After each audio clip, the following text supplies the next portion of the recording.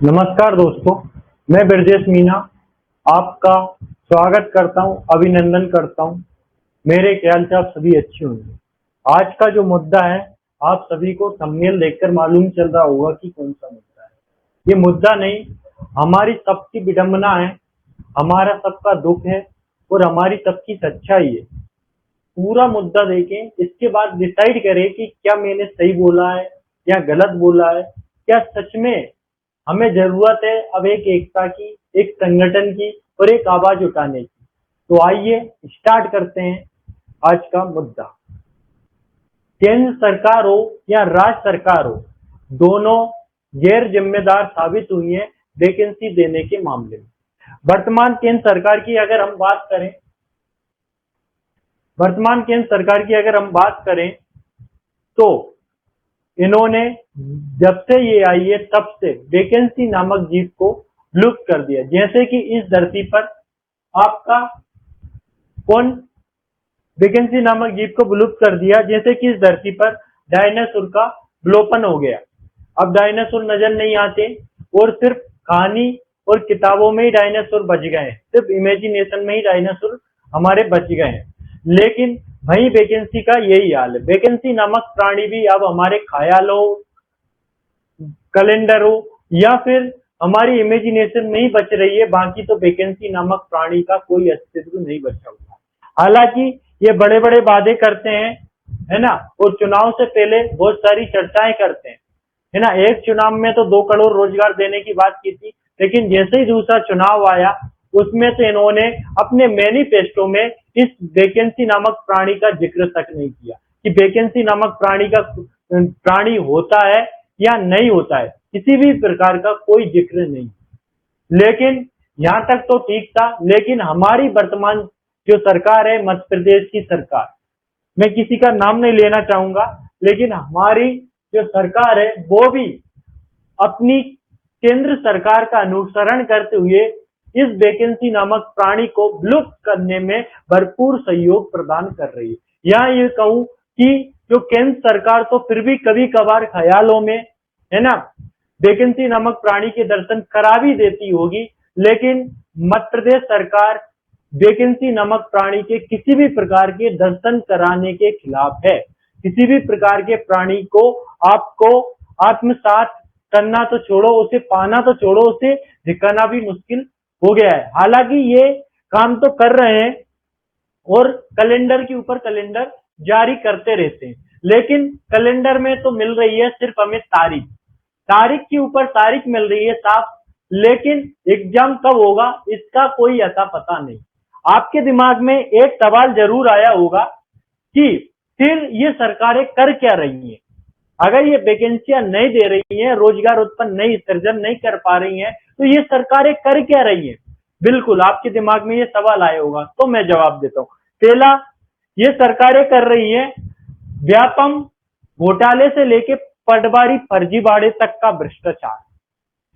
आपके नर्सिंग कॉलेजों में जो पेपर होते हैं उन्हें लीक करवाना। जैसे आपका कॉलेज, अभी एक पेपर हुआ था 2023 में, सीएचओ या एनएम नर्सिंग कॉलेज का ये पेपर हुआ था। हालांकि ये पेपर 2021 में भी हो चुका था, तब लीक हो गया।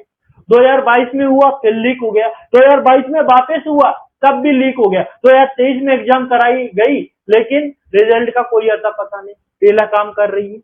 दूसरा काम बहुत अच्छा कर रही है कि पदों की जो कमी है ना, उन्हें कमी के साथ ही देना, मतलब पदों को कमी के साथ आप मुहैया करवाना। जैसे आप देख सकते हो एएसआई के जो पद हैं, आपके 94 पद दिए गए हैं, मतलब बताए गए हैं कि 94 पद देंगे, और वो भी भर चुके होंगे, वो अलग बात है। किस टाइप से भरे जा रहे हैं वो अलग बात है। दूसरी बात, आपके महिला सुपरवाइजर के जो पद है वो आपके मिल रहे हैं 426 पद। इस 426 पद का आप क्या करोगे, कितने कितने किसके हिस्से में बांटे आएंगे, वो तो अलग बात है ना। लेकिन इनके पद है महिला सुपरवाइजर के 426 पद, और जिसमें बहुत सारी कोचिंगें खुश हो रही है कि वाह बहुत सारे पद आ गए, अब तो तुम्हें महिला सुपरवाइजर बना ही देंगे।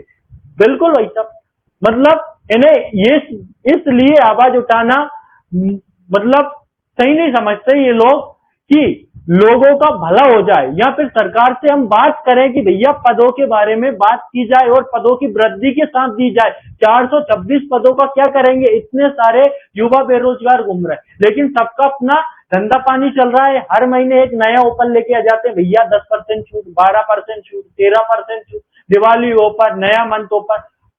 इनकी दुकानें बढ़िया चल रही है, लेकिन आवाज उठाने के मामले में सब के सब पीछे हैं।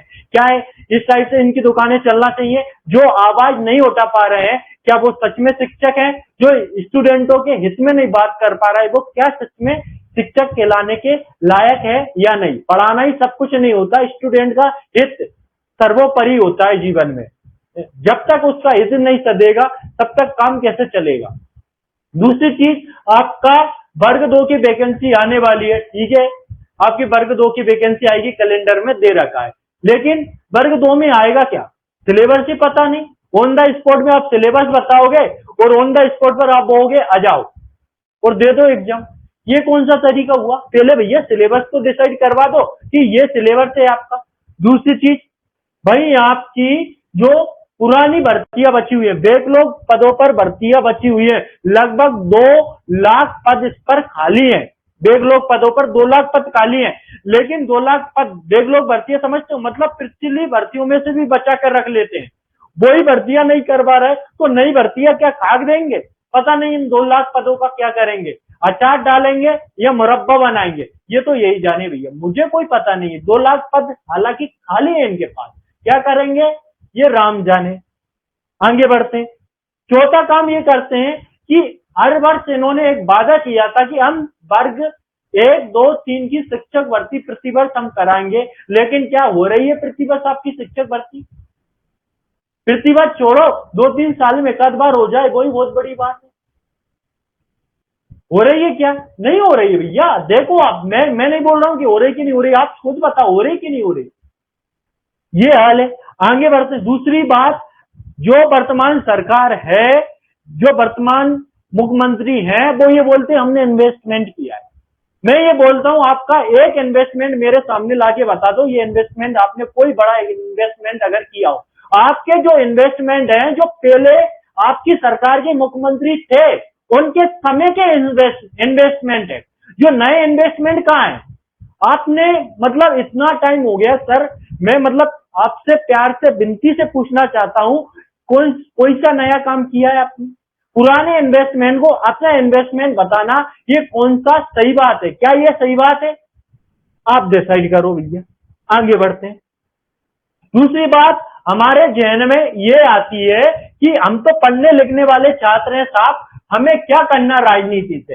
राजनीति काम है राजनेताओं का, हम तो अपना काम है पढ़ाई लिखाई का काम करते रहेंगे और एक दिन रोजगार पालेंगे। अरे भैया, वैकेंसी आएगी, रोजगार देंगे, पद आएंगे, तभी तो आपको रोजगार मिलेगा। क्या सपनों में रोजगार ले लोगे? सपनों में ले लो तो बात अलग है। दूसरी बात, अगर आपने ऐसा ही सोचते रहे कि रोजगार मिलेगा कि नहीं मिलेगा, है ना, तो आने वाले समय में आप वैसे भी रोजगार नहीं मिलने वाला, क्योंकि आप सबको पता है अगर वैकेंसी नहीं आ रही है तो रोजगार कहां से मिलेगा। दूसरी बात, जो हमारी डिग्रियां हैं, पीएचडी तक की आप डिग्रियां कर लो, डिग्रियां सिर्फ सजाने के लिए रह गई हैं कि दीवार पर सजा दो घर की पे, या फिर आपके फाइल में सजा लो, वो किसी काम की डिग्री नहीं रह गई है। आप 2 वक्त का खाना या रोटी तक मुहैया नहीं करवा पा रही है, तो ऐसी डिग्रियों का क्या करोगे? ये मेरा और आपका मुद्दा नहीं है, ये हम सबका मुद्दा है, हम सबका कंसर्न है कि होने वाला क्या है ना। आप लोगों को पता है कि हम यही सोचते हैं सब मिलके कि हमें क्या करना, हमारा कोई लेना देना नहीं। हम लोगों की यही सोच की वजह से सरकारें अपनी मनमानी करती रहती है, और सरकारें आपसे वादा के ऊपर वादा करती रहती हैं, क्योंकि उन्हें पता है जनता तो मूर्ख है और जनता के मुंह में जवान है लेकिन बोलेगी नहीं, क्योंकि युवा सेल्फिश है, वो खुद अपना देख रहा है कि भैया मुझे क्या करना, मेरा टाइम खराब होगा। अरे भैया, टाइम तो तुम्हारे 3-3, 4-4 साल खराब हो रहे हैं। अगर आप एक बार इकट्ठे होके एक सुर में चिल्ला जाओ कि हमें वैकेंसी चाहिए, तो आप वैकेंसी कल ही मिल जाएगी, लेकिन इतनी हिम्मत नहीं है किसी में, सभी को अपनी पड़ी है। ये राजनीति वाली बात नहीं है कि आप राजनीति के लिए मुद्दा उठाओ, आपको राजनेता नहीं बनना, लेकिन अपने हक के लिए आज हम लड़ नहीं पा रहे तो कल क्या, कोई से पद पर जाकर क्या कार्य करेंगे? कल से आप डीसी, डीएसपी, कोई सिपाही, शिक्षक, क्या सिखाओगे लोगों को? आप शिक्षक बन गए तो क्या सिखाओगे? आप डीसी, डीएसपी बन गए, एक जिला का आपको एक कार्यभार सौंप दिया तो आप क्या करोगे भैया? कैसे अपनी जिम्मेदारी निभाओगे? आज अपने हक के लिए आप लड़ नहीं पा रहे तो दूसरों के लिए क्या लड़ पाओगे आप भविष्य में? मेरा आपसे कहने का इतना ही तात्पर्य है कि भैया आप ये आवाज उठानी पड़ेगी। आप बाहर लड़ने मत जाओ, आंदोलन मत करो, लेकिन हैशटैग बेरोजगारी चलाओ। एमपी में बेरोजगारी, बेरोजगार एमपी, इस टाइप से तो चला सकते हो, कोई तो मुद्दा उठा सकते हो आप। बेरोजगार युवा इस हद तक पहुंच गया, मतलब इस स्थिति तक पहुंच गया कि वो आत्महत्या करने के लिए तैयार है, आत्महत्या कर रहा है, डिप्रेशन में जा रहा है। और ये माननीय जो समाज है, हमारा जो सोसाइटी है, उसे लगातार अपमानित कर रही है कि ये इतने दिन से पढ़ रहा है, रोजगार नहीं मिल रहा है, ये नहीं कर पा रहा है, वो नहीं कर पा रहा है। लेकिन आप सबको पता है, हम सबको पता है, हम सब लायक हैं। लेकिन लायक होने के बाद अगर टाइम पे वैकेंसी नहीं आएगी तो रोजगार कहां से मिलेगा? अगर आप अभी रोजगार नहीं मिला और आप आने वाले 2-3 साल में आपकी स्थिति लगातार बदलती रहेगी, जिम्मेदारी आएंगी, टेंशनें लगातार बढ़ती रहेंगी, दुनिया भर की चीजें। बहुत कम लकी इंसान है जिनके माँ बाप के पास अच्छे खासे पैसे, लेकिन हम सभी मध्यम वर्गीय परिवार से आते हैं। मुझे भी कोई शौक नहीं है सरकार के खिलाफ बोलने का, ना मैं बोलना चाहता, लेकिन मैं आपको बताना चाहता हूं कि एक वो उस घुटन के साथ जीने से कहीं अच्छा है कि एक बार आवाज उठा के बोल दिया जाए कि हमें रोजगार चाहिए, और मिलेगा रोजगार अगर आवाज उठाई जाए। तब तक रोजगार नहीं मिलेगा जब तक हम आवाज नहीं उठाएंगे। दूसरी बात, अगर इसी घुटन के साथ, इसी शर्मिंदगी के साथ हम जीते रहे तो हमारा आने वाला समय ऐसा होगा कि हम एक दल में फंस जाएंगे। वो दलदल है शराब की, क्योंकि हम इस गम को भुलाना चाहते हैं कि हमें रोजगार नहीं मिला। हम कैसे भूल गए कि हम इतने पढ़ने लिखने वाले थे, हमें रोजगार नहीं मिला। हम शराब की आदि हो जाएंगे। हो रहा है युवा पीढ़ी, आदि नहीं हो रहा है युवा पीढ़ी शराब का आदि हो रहा है। वो ड्रग्स ले रहा है, वो शेयर मार्केट में पैसा इन्वेस्ट कर रहा है, वो जुआ खेल रहा है, वो लगातार इन सभी चीजों में लगातार बढ़ता जा रहा है। अगर ये युवा पीढ़ी है ना, इन सभी चीजों में लगातार बढ़ता जा रहा है, वो शेयर मार्केट में इन्वेस्ट कर रहा है, शराबी होता जा रहा है, ड्रग्स लेता जा रहा है, इन सभी चीजों का आदि बनता जा रहा है। अगर आने वाले समय में हमने अगर आवाज नहीं उठाई तो हमारा भी हाल इस युवा पीढ़ी के समान ही होने वाला है। और आने वाली युवा पीढ़ी एक तरफ तो वो डिप्रेशन का शिकार हो रही है, एक दलदल में जा रही है जहां से वो कभी लौटना नहीं चाहती, क्योंकि क्यों लौटेगी? दूसरी चीज, हम ऐसे लोगों का अनुसरण करना पड़ेगा मजबूरी बस, क्योंकि इन छपरियों को देखकर लगता है कि यही जीवन है, क्योंकि ये थोड़ी सी मेहनत की है, थोड़े से सालों में फेमस हो गए, अच्छा खासा पैसा है, ऐशो आराम है, मस्ती है, शबनम है, शराब है, शबाब है, सब कुछ है इनके पास। तो बताओ आप आने वाली पीढ़ी को क्या बोलोगे? नौकरी की तैयारी करो या फिर छपरी बन जाओ, क्योंकि छपरी बने में पैसा है। मैं डेफिनेटली यही बोलने वाले हैं कि भैया छपरी बन जाओ, अच्छे खासे छपरी देखो, थोड़े फेमस हो जाओ, कम से कम नहीं यहाँ पे छपरी पना रोजगार तो दिलवा रहा है, कुछ मिले या ना मिले रोजगार तो मिल रहा है ना। तो लोग छपरी पने की ओर अग्रसर होंगे, और जिस दिन इस देश का युवा छपरी पने की ओर अग्रसर होगा, उस दिन इस देश का दुर्भाग्य ये होगा कि ये देश विश्व गुरु की ओर जो बनने जा रहा है, विश्व गुरु की जो बातें करते हैं हम आने वाले समय में कि भैया विश्व गुरु बनेंगे, मुझे लगता नहीं कि विश्व गुरु बनेंगे। विश्व गुरु बनेंगे कहां से भैया? अगर हमारे देश का युवा इस गर्त में घुस जाएगा, इस शर्मिंदगी में चला जाएगा, इस दलदल में पड़ जाएगा, तो विश्व गुरु बनेगा कैसे? जब मानव संसाधन हमारा इस दलदल में हम घुसेड़ देंगे। जिम्मेदार कौन है? सोसाइटी, हम लोग और सरकार। मेनली सरकार जिम्मेदार है इसका। अगर सरकार चाहेगी, समय पर रोजगार देगी, तो भैया कौन सा इंसान है इस टाइप से जाएगा? कौन सा इंसान ऐसा करने पे मजबूर होएगा, छपरी पने पे आना चाहेगा, शराब पीना चाहेगा, ड्रग्स बेचना चाहेगा, या शेयर मार्केट में पैसा इन्वेस्ट करना चाहेगा? इस देश का हर युवा चाहता है कि हम भारत देश की सेवा करें, भारत माता की सेवा करें और भारत माता के लिए कुछ करें। लेकिन करे कहां से? रोजगार तो हो तभी तो करे, मजबूरी बस इधर जा रहा है। और आने वाले समय में मुझे ऐसा लगता है कि हमारा देश कहीं ना कहीं पाकिस्तान बन जाएगा। पाकिस्तान कैसे बन जाएगा, ये क्वेश्चन आया होगा। पाकिस्तान बनने में टाइम नहीं लगेगा। जब इंसान शराब का आदी हो गया, ड्रग्स का आदी होगा, शेयर मार्केट में चला गया, पैसे सब कुछ लौटा दिया उसने, देखा ही होगा चपरी लोगों का, कोई किसी का, यहाँ तक कि सांप का सांप के जहर से शराब बना रहे थे, जहर पीना पसंद कर रहे थे लोग। ड्रग्स पार्टी चल रही है, रेप पार्टियां चल रही, इनमें चाहिए पैसा, और पैसे के लिए फिर जब इंसान इस टाइप से कूदता है इस दलदल में, तो उससे पैसे के लिए कुछ भी करेगा। और जब पैसा देश में नहीं मिलेगा तो वो बाहर से भी स्पॉन्सर करवाएगा, बाहर से भी लेना पसंद करेगा, फिर भी वो ये नहीं देखेगा कौन दे रहा है। इस देश में आतंकवाद फैलेगा, इस देश में हिंसा फैलेगी, इस देश में वायलेंस फैलेगा, इस देश में चोरी होगी, डकैती होगी, इस देश में आत्महत्याएं होंगी, इस देश में मर्डर होंगे 10-10 हजार रुपए के लिए। क्योंकि युवा पीढ़ी क्या करे, बेरोजगार युवा कुछ तो करेगा यार जीवन यापन के लिए, जब तुम रोजगार दोगे नहीं। सिर्फ ये रोजगार वाली बात नहीं है, सिर्फ यहां तक की बात नहीं है कि रोजगार मिल रहा है कि नहीं मिल रहा है, ये बात इस युवा पीढ़ी की है, इस देश के भविष्य की है कि आप इस देश का भविष्य कहां पर ले जाना चाहते हो और क्या करना चाहते हो इस देश के साथ। ये मेरे और तुम्हारी बात नहीं है, मुद्दे वाली बात नहीं है कि वैकेंसी दे दो ठीक है हमें रोजगार मिल जाएगा, रोजगार वाली बात नहीं है। अगर रोजगार समय पर नहीं दिया ना तो ये आने वाली पीढ़ी भटक जाएगी। ध्यान रखना, बहुत इंतजार हो गया, क्योंकि लगातार जो वर्तमान पीढ़ी है लगातार दूसरी ओर कन्वर्ट होती जा रही है। सरकारी नौकरियों का जो लगाव था, देश सेवा का जो लगाव था, लगातार तोड़ी जा रही है।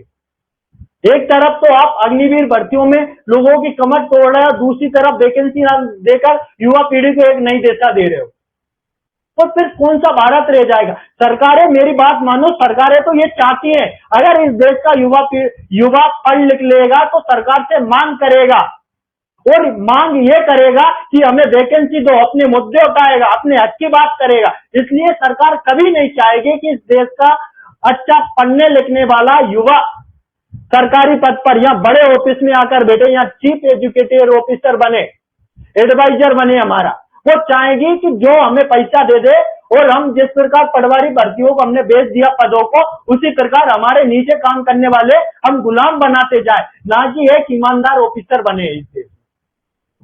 ये देश किसी सरकार का नहीं है, ये देश हमारा और आपका है। सरकारों का क्या है, अपना उल्लू सीधा करके निकल लेंगे, फिर हमारे देश का क्या होगा यार। विश्व गुरु के सिर्फ सपने देखते रहेंगे हम, कभी विश्व गुरु बनेगा हमारा देश वो तुम्हारे ऊपर है यार। अब तुम डिसाइड करो, तुम्हारा है भारत, तुम्हें विश्व गुरु बनाना है या हमारे देश को पाकिस्तान बनाना है। जय हिंद, जय भारत।